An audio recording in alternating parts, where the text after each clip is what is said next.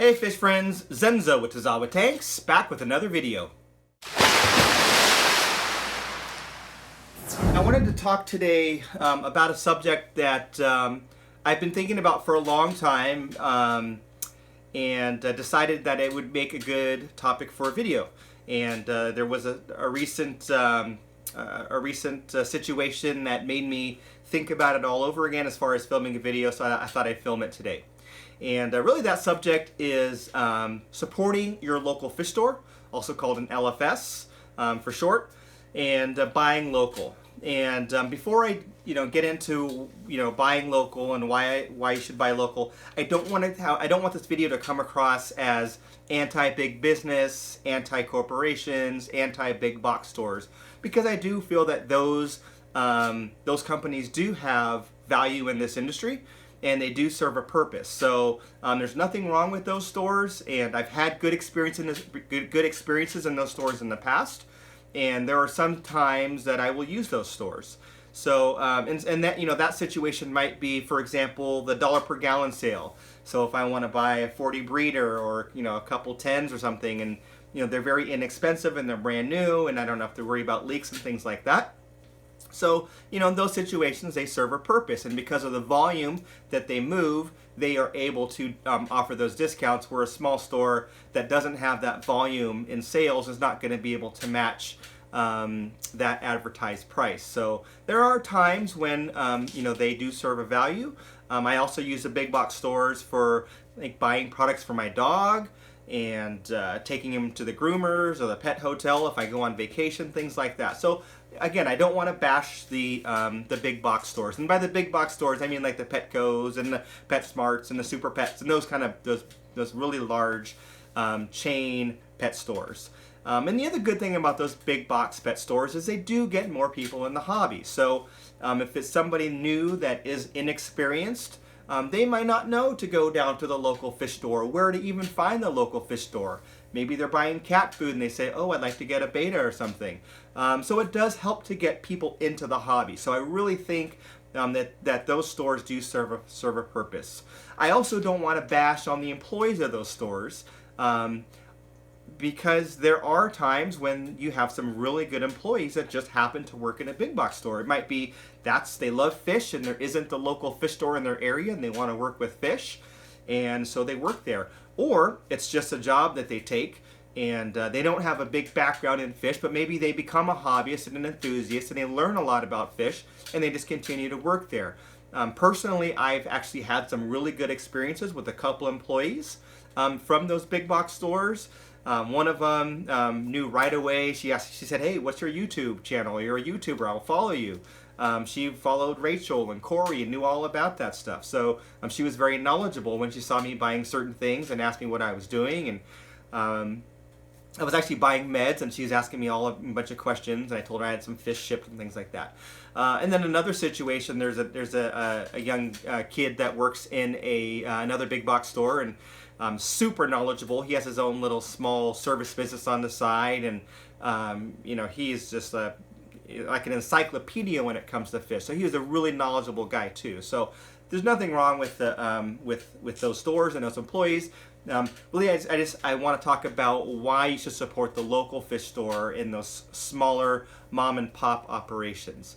One thing that I will say is that when it comes to pricing on dry goods and supplies and equipment, you're often going to find that the big box stores and buying online is going to be less costly, and that's because of economy of scale. So if you're a large operation and you're able to buy 1,000 units of something, you're able to sell those. First of all, you're able to buy those 1,000 units at a lower landed cost, because the manufacturer is giving you a break based on your volume.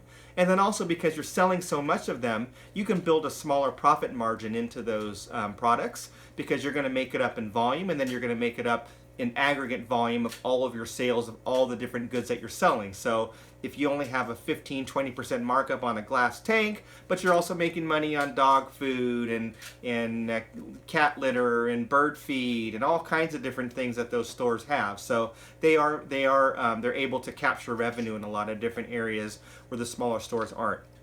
But one thing that I always try to do is I try to support my local fish stores as much as possible. There are a few in my area, and I do shop. I do shop around, not because I'm price comparing, but because I want to support all of them, and I have relationships with different stores. So there's this one store I'll go and I'll buy my African cichlids from them, or I'll buy certain products from them because they take really good care of me. They know what I like. They'll bring stuff in for me, and so I support them. And I'll give them hundreds of dollars sometimes when I'm buying large batches of fish. There's another local fish store that I put in one of my videos, a smaller store. But I'll go there and I'll buy some dry goods sometimes. I'll buy my meds from him, even though I know I can get them less expensive online. It's nice for me to go in and talk to him. Super knowledgeable. I talked about him before. He has a lot of knowledge, and then he does give me a discount because I am a repeat customer, and because he knows that I have a service business, and he tries to help me out a little bit.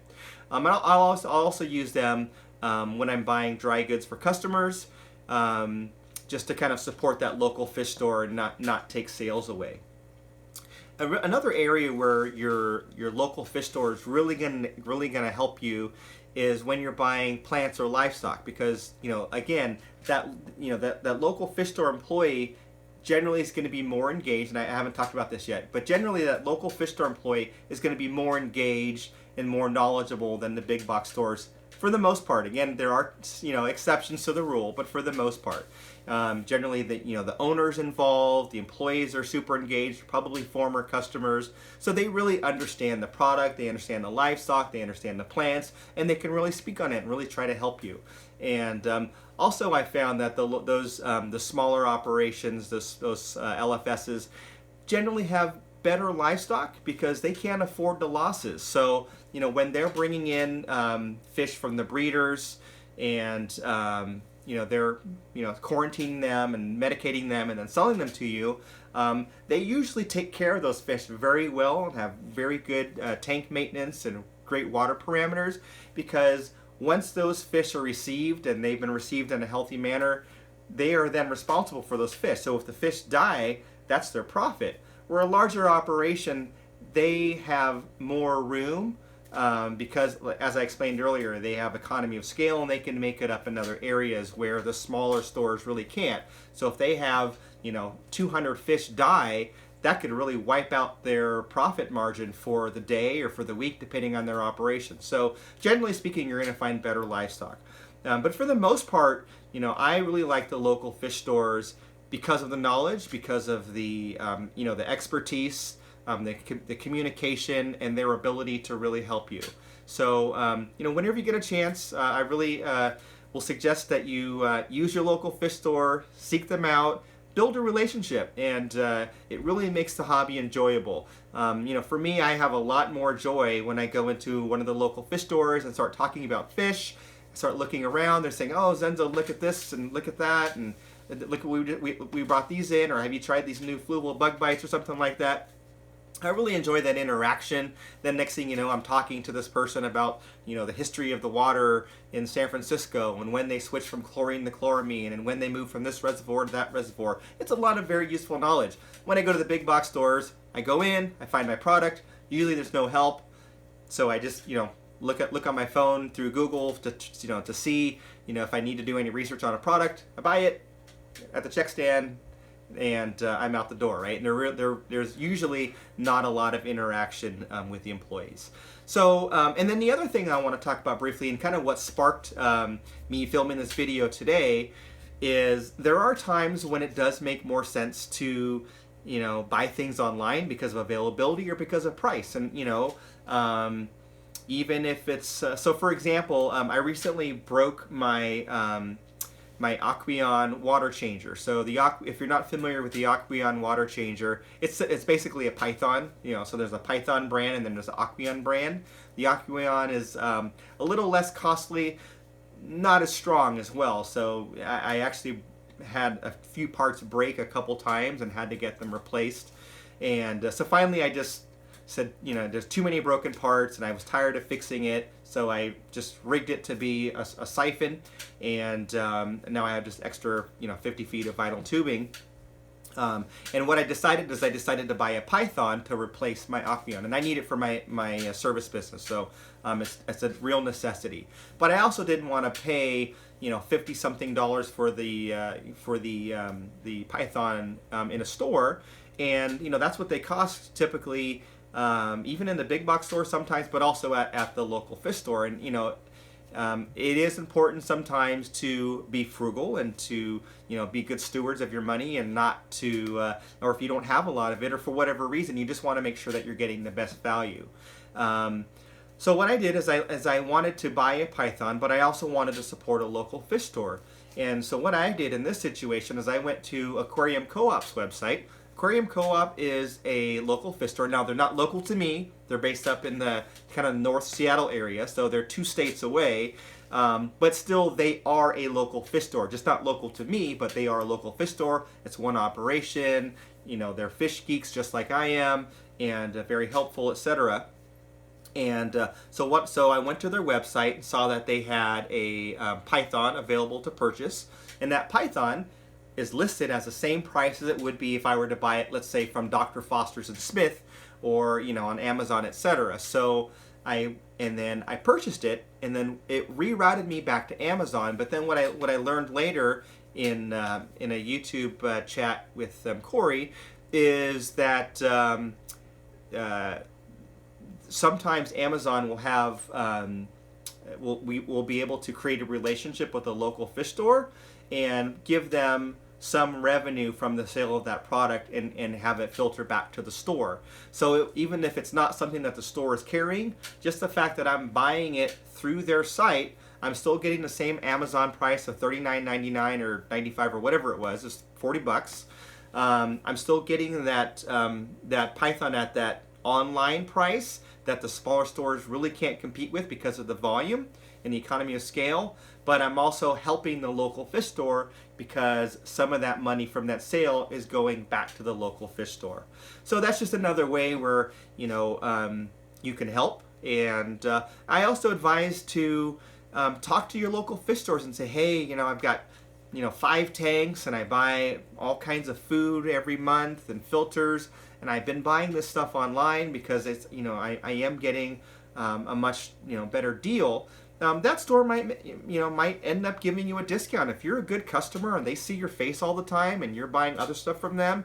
They might say, hey, Mary's in here all the time, and she's a good customer, and we've known her for a couple of years. They might give you a discount to maybe get close to that online price. It might not be the same, but you do get the instant gratification of having it right away and not having to wait for it to be shipped. You're not paying shipping costs, and you're also helping a local fish store. You're helping your local economy, and you are building a relationship. So anyway, that's kind of it for me on the soapbox today. Just thought I'd spread the word and share with you that when you get a chance, really support your local fish stores. And it really helps the hobby, because those local fish stores are true hobbyists. They are really folks that are passionate about fish care and plants and aquariums and aquascaping and hardscaping, and we don't want those to go away. It would be really tragic if those smaller stores went away and all that we had left were the big chain stores, because then you're not getting that personalized service, you're not getting that same passionate employee, and you're probably not getting the same healthy livestock. So anyway, that's all I had to share today. I appreciate your feedback. I love your comments. I reply to every comment usually, good, bad, or ugly. And if you like it, give it a thumbs up. And we'll catch you on the next one. So thanks for watching. Oh, and before I go, I will put a link in the description below of Aquarium Co-op, their website. I don't get anything. I pay full retail, and I'm fine paying full retail to them. It still helps the local fish store. It does help the community. But I will put that in the description below in case you are searching for a Python and you don't want to give the money to PetSmart or to Amazon, and you want to help a local store. So anyway, thanks for watching. We'll catch you in the next one.